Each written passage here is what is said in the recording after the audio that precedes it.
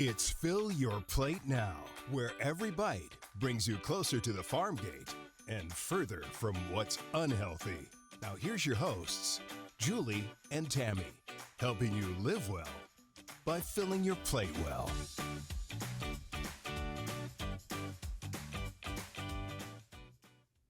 So, Tammy, it's my turn to quiz you. I've been struck now with all of the episodes that we've so far done, different types of diets. Note to our audiences, we're not necessarily endorsing one over the other. We're just talking about that stuff. And even the most recent episode on gut health struck me that, okay, so maybe we have to make adjustments in our diet. But one time visiting with you on the sidelines, you kind of said, oh my gosh, yeah, I've over the years had a lot of interviews where people have asked me about behavioral modification and what you need to do to modify your behavior if you're going to diet. You've picked something, maybe you've got to lose weight, maybe it has to do with high blood pressure and your doctor's telling you need to do X, Y, Z. So I want to ask you about that. Well, it's funny when you say that. I thought, I have been interested in nutrition for so long. I probably just vomit up all this information that you don't even want. But I would start by saying that, behavior modification can work in a variety of settings, whether it be weight loss or just trying to improve your diet or just knowing a little bit more about the foods you eat. And my interest in nutrition really began as a child because my father had come from a family of 13 kids. Oh, my goodness. And they were lucky to have food on the table. They were extremely poor. And if it wasn't for charitable organizations in their church, I don't know if they all would have made it. So as he grew up and became educated and working, it was very important for him to put food on the table for his family. And part of that was teaching us the value of food. Sure. And eating healthy to prevent getting sick and just having the opportunity to have a variety of foods on the table. So from there, my interest in nutrition really, went forward.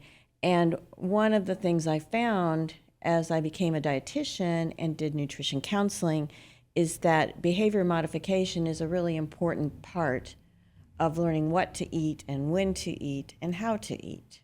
So what are some of the first things we should consider then? Let's say I'm about to diet. I definitely could lose a few pounds. Well, I would say you do not need to lose a few pounds, first of all. Bless but you. but in all situations, food or otherwise, planning is key. The first thing you have to do if you're interested in modifying your diet or just evaluating where you're at is plan out your meals for a week. And then from there, and this takes a little bit of time, but actually most people only eat about 8 different evening meals. So once you've planned out your meals for the evening, lunch and breakfast are much simpler than that even. So you do that and you use that as your list to go to the grocery store, which also again is planning, and it helps you to just pick up the foods you need, not extra foods. Right. So that way you're also economizing on what you're picking up. But planning is the number one thing that you have to keep in mind. And it makes sense. The first time we were talking about, and I think it was in the episode or the segment, second or third one, where you said most families rotate around about 6 to 8 different menus. And I was kind of surprised on that. And yet then when I think about it, even in my own growing up or even what I cook now, it is pretty much about 6 to 8 different type of meals. They're your go-to meals. Right. You know them by heart. You can fix them easily and quickly when you don't have a lot of time. And so that's how most families and individuals operate. And then from there, if you're looking at the modifications even further, the second tip I would say is to keep a food log.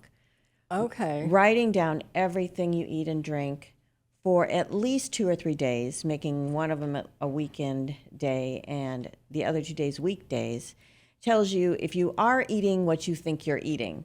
And oftentimes, it's that little handful of nuts here or something else there that you don't take into account. But if you have to write everything down, and actually I just keep it on my phone in my notes section. I just jot things down. So I way don't have to cool. look for a piece of paper and a pencil or something. But if I want to kind of just do a spot check on, am I eating healthy? Am I eating the things I think I'm eating?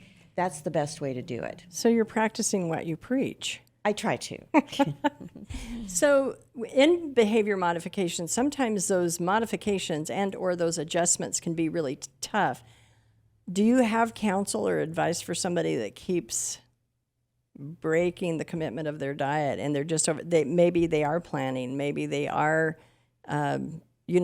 keeping a daily log, and yet they still keep stumbling? There's too many wonderful varieties of food. Somebody invited them over and it's a 3-course meal and there's at least 2 wines that are being paired with it, and oh my gosh, I'm going to break it again. Well, I think everybody needs to have a cheat day. Okay. And you don't want that's good. to have too many changes take place at once. Yeah. It isn't that piece of cake that puts on 10 pounds. It's the piece of cake and then saying, oh, I blew my diet. I'm going to just eat whatever I want. So, Yeah. you don't want to be too rigid. Being too rigid and making too many changes are difficult to stick with. You want to look at just maybe taking 2 things that you're doing and changing those if you know those are negatively impacting your diet. And see if you can stick with those for a couple of weeks and then maybe look at a third change. And again, allow yourself some leeway and have a cheat day. That's so neat.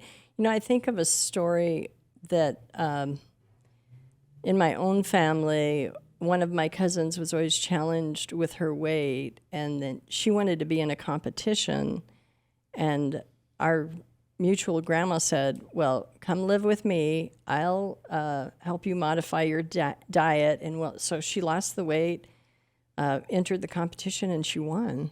So when you have wins like that, I think the success going forward can stick with you. So are there a way that you look for successes? I mean, in this behavior modification, you may not tell somebody that's trying to lose weight to check the scales every day, but are there ways to register or measure that win?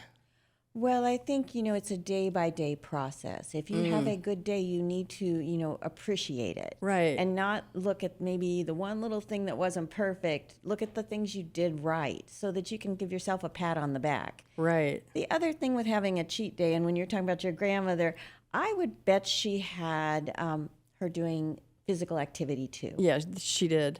And physical activity is a great way to help you make up for a cheat day or a little indiscretion of what you chose to eat. And it's a very important part of just staying healthy. And if you're not an exercise person per se, then just look for additional physical activity. I know some people like to count their steps, but oftentimes if I feel like I have maybe overindulged, besides getting some exercise, I'll park my car as far as I can from the grocery store or from wherever I'm running my errands. So it just gives me that much more exercise going back and forth. Or I always take the stairs instead of the elevator. Or if you're in a high rise, maybe take the stairs a couple of floors and then take the elevator. But finding ways to add more activity to your daily life will help you even out maybe those little things that didn't go quite perfect or choices you wish you hadn't made. But again, you don't want to be too hard on yourself, and you just want to get right back into it, not say, oh, I messed up and throw it all out the window. Do you think nutrition or dietitian coaches help? And have you ever coached anybody through that process? I'm just curious. I used to do nutrition consultations. Oh, okay. One-on-one consultations and group classes, yes. Right. And I think it's important to realize, just like with clothes and color choices, we're all different. So you really have to evaluate, and a dietitian will do this, evaluate, what's your current diet? How can we make some small, permanent changes that you'd be most likely to stick with? Right. Maybe you don't want to give up a carbonated sweet beverage, but maybe if you could have chocolate milk, which is sweet and has a lot more nutrients in it, that would be a good substitute and add more nutrients to your diet. So there's ways to make easy exchanges to help you have a healthier diet and healthier lifestyle. Milk is so nutrient dense, And another thing you always talk a lot about is it's a recovery drink. You know, you just spoke earlier of exercise, but milk is a recovery drink, right? It's a great recovery drink after exercise, yes. It actually hydrates better than water. Oh, really? Yes, and the whey protein in milk is a type of protein that really helps to regenerate muscle mass after exercise. Okay. Also a great source of protein for individuals as they're aging to help them maintain muscle mass rather than lose it. Okay, so are you practicing what you preach? Are you drinking your milk? I have to ask. I actually just had a high protein vanilla milk this morning. Yes. Oh, good. Okay. Yes. Well, yes. any other last insights, comments, or heads up for someone that's really trying to say, I got to modify my behavior if I'm going to do this diet? You know, I would say after you pick one or two things you want to work on changing and get some regular physical activity, have written down what you eat so you're very aware of it. The fine tuning would be portion control. And most individuals really... Which I have a problem with.